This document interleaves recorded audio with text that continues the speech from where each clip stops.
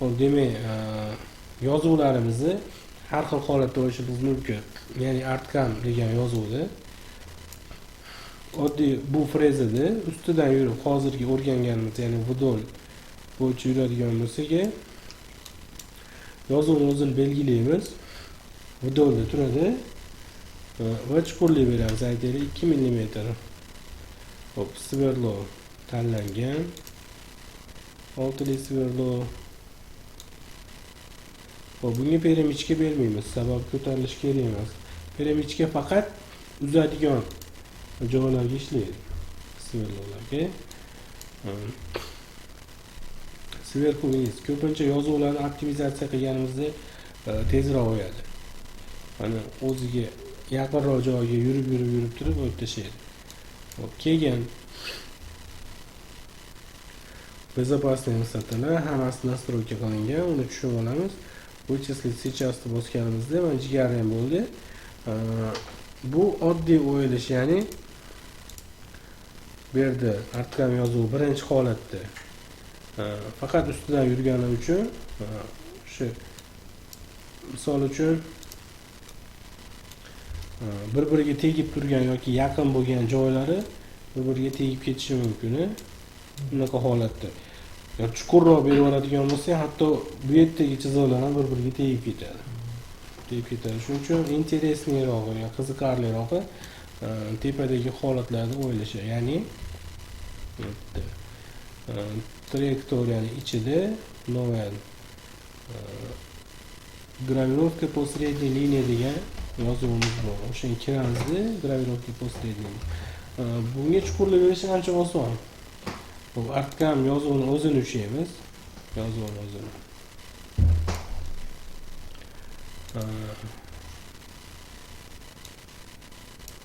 O'sha tig'imiz, xohlagan tig'imizni tanlaymizda, faqat o'sha tanlagan tig'imizni gradusi bo'ladi. Har 32 90 bo'ladi, 32 120 yoki umuman 32 bo'lmaydi, 40, 50, 60 sm, 60 mm tig'lar, frezerlar bo'ladi.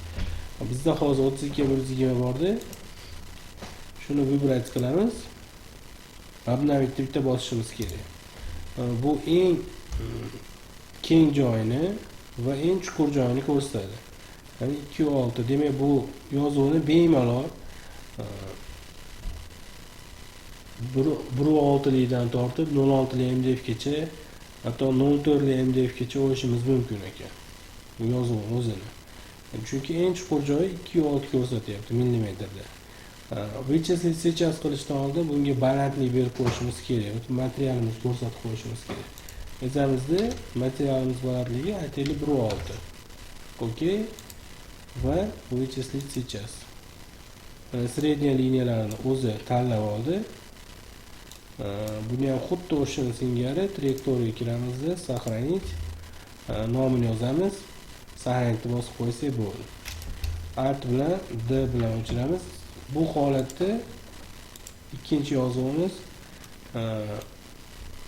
qanday o'yadi? Ya'ni eng keng joylarini chuqurroq, ingichka joylarni sayozroq holatda o'yib beradi. Keng joylari chuqur, ingichkalashgan sari nima bo'lyapti? Sayozlashib ketyapti. Shu holatda. Shuning uchun uchli joylarimizni ham mana uchli qilib chiqarib beradi. Keyingi holati, agar yozuvimizni o'zini ushlaganimiz uchun faqat yozuvimizni ichini o'yadi. Qanaqadir bir ограждение yoki to'siq, shunga o'xshagan tashqi ramkasi bilan birga ushlaydigan bo'lsak, hech qanaqa o'zgartirish kiritmaymiz. O'sha tig' tanlangan, chuqurlik berilmagan. Obnovitni bosamizda mana eng chuqur joyi 7.6 ekan. Eng chuqur joyi mana eng keng joy bo'lishi mumkin. Mana sin o'rtasi. 7.6. Demak, buni ham 1.6 MDF'imizga bemalol o'ysak bo'lar ekan. Вычислить сейчас bo'lsamizda yozuvni o'zi qoladi, atrofini o'yib tashlaydi.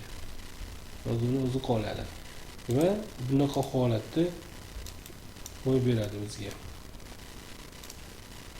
Mana har qanaqasiga ham, misol uchun o'zingizni klientingiz so'ragan holatda chiqarib bersak bo'ladi. Bu yozuv o'zi bo'rtib turibdi, yonlarini o'yib tashlagani. Bunisi esa yozuvni o'zini olgan, yonib qolgan. Ramkasiga keyinchalik oddiy ustidan vidol qilib berib yuborsangiz bo'laveradi. Ya'ni gravirovkaga oddiy vidolni qo'shsak ham bo'laveradi. Bu yerda bunaqa holatda. Ya'ni Alt-dan bosamiz. Hozir Alt-kam gravirovka qildik yozuvni.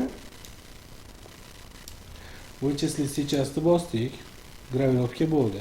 Endi bu chiziqni o'zini gravirovka qilmasdan просто chizib qo'yishimiz kerak. Trayektoriyaga kiramizda, bunga kiramiz, profilga o'tamiz. Buni vidol qilamiz. Vidol qilgandan keyin chuqurlik aytaylik oddiy 2 mm. Yana xuddi o'sha tig'ni tanlaymiz. 32 bu. Agar buni tanlab qo'ysak, saqlanib qilmaydi. 32 120 ni tanlagan bo'lsak, o'shani tanlaymiz, вычислить сейчас qilamiz. Mana bu ham jigarrang bo'ldi. Endi trayektoriya saqlanishga kirib turib, yani ikkalasi bir xilligi uchun buni saqlanib qiladi. Okey. Tushunarligi. Alt bilan D ni o'chiramiz va oxirgisi 2D выборка. 2D выборка qanday ishlaydi? Trayektoriyaga kiramiz, новая 2D trayektoriya, 2D выборка. Выборкamiz faqat chuqurlik beriladi. Chuqurlik beriladi. Aytaylik 2, 3, 4 yoki 5 mm beramizda bunga. Добавить bosamiz.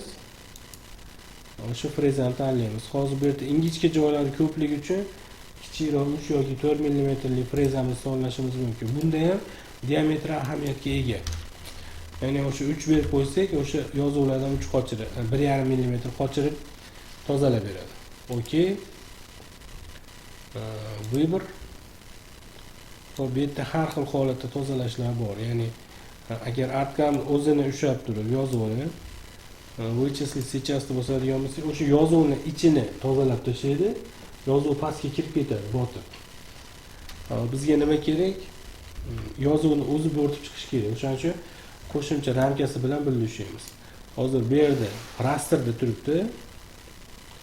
Вычислить сейчас qilganimizda uchli sverlov buni tozalagan, buni bu holatda. Bitta narsani e'tiborga olib qo'yishimiz kerak bu yerda qilinadigan. Shak degan narsa bor. 2U1 yozilgan bu yerda. Agar 3 mm lik sverlovimizga 4 mm shak berib qo'ysak nima bo'ladi? Вычислить сейчас. Har bitta qadam yurganda 4 mm dan yuradi, orada 1 mm stenka qolib ketadi tozalanmaydi. Tozalamasdan o'tib ketadi. Shuning uchun sverlovimizdan kichkina razmer yozishimiz kerak bu yerga, shagiga. Uchli sverlovimizga 2, 2,5, 2.5, 10 li sverlovimizga 9 yozsak bo'laveradi. Har bitta qadami 9 mm dan yuradi, tozalab ketaveradi. Va ikki xil tozalash yo'li bor. Raster, вычислить сейчас. Bunaqa holatda tozalaydi. Смещение, aylanib.